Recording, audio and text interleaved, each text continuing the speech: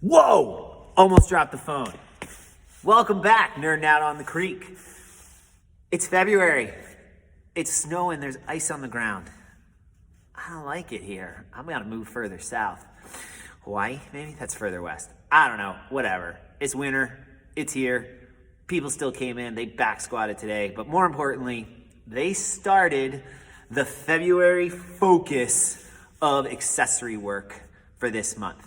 Accessory work. Why is it called accessory work? Well, like watches, hats, cool socks, you ain't gonna stay warm in the winter if all you wear is your accessory. Imagine that.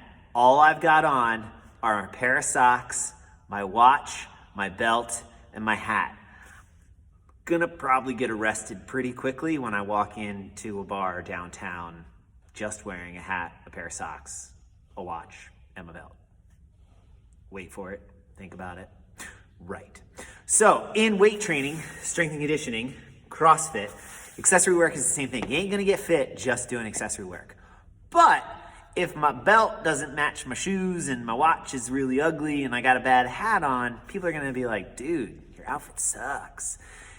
Accessory work can help us to identify imbalances and biases in our bodies that possibly are influencing our ability to do other functional movements. If I've got a muted hip on one side, say my right side, and I always dominate with my left side, I may start to do my deadlifts like this. Or if I'm squatting, right, and that person who squats comes out of the bottom of their squat like that, or, right, presses out their snatch like that because their right arm is stronger than their left arm. This is where accessory movement, because we often make it unilateral, meaning one side over the other, we often make it dumbbells or kettlebells, not barbell work, can help us to identify places that we can work on.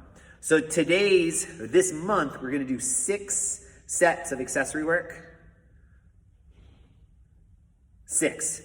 And we're gonna repeat it again across the month. It's not gonna be every day. It's gonna be 6 things, then we'll do them again 6. And sometimes, right, it'll be 1 and then a couple days and then another one in a couple days. So the first time through it, and maybe your brain's getting wrapped around it. Today's work is the posterior chain, your butt, your hamstrings, your calves, and squat depth, stability in the squat depth. So the movements, it's in the class plan, but if you don't come to class and you still wanted to work on it, we are doing a warrior squat, meaning, whoop, I got a lot of pants on. I'm coming down to the bottom of the squat. I'm taking my one arm, I'm reaching it up, I'm taking my other arm, I'm reaching it down, and I'm twisting and I'm looking, and I'm sitting back in my heels, I'm getting nice and tall, and I'm holding for about 5 seconds.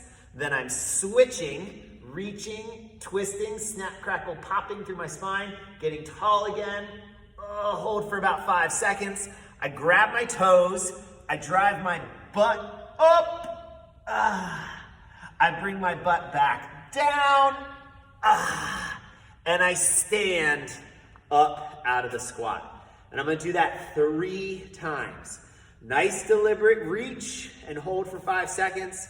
Nice deliberate reach and hold for 5 seconds. The bootstrap squat, drive your butt up, bring your butt back down, stand up out of the squat.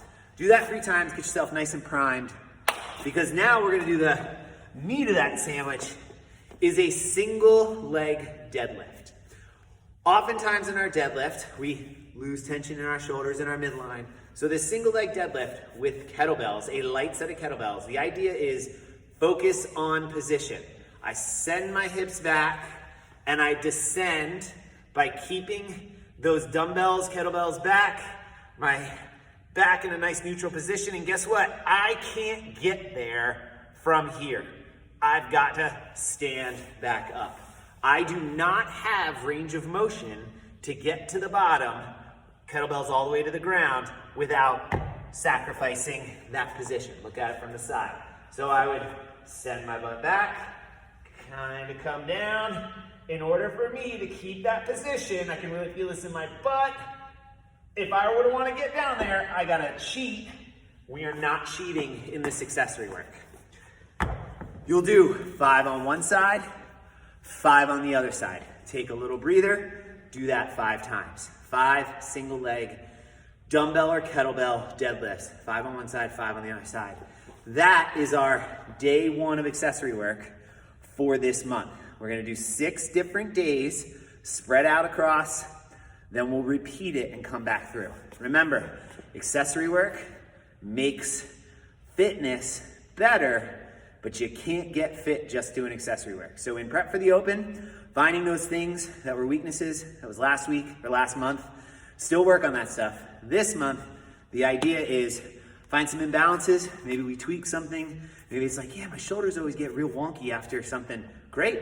Maybe we've got shoulder impingement, meaning my shoulder's internally rotating and I'm hinging on it anytime I try and do any sort of kipping or dynamic motion. This is the type of stuff that maybe some of this accessory work can help build or strengthen, clear up some of those unilateral imbalances. That's my suspenders with my cool new warm pants because it's cold outside. We'll see you on the creek in the snow, squatting on a Monday.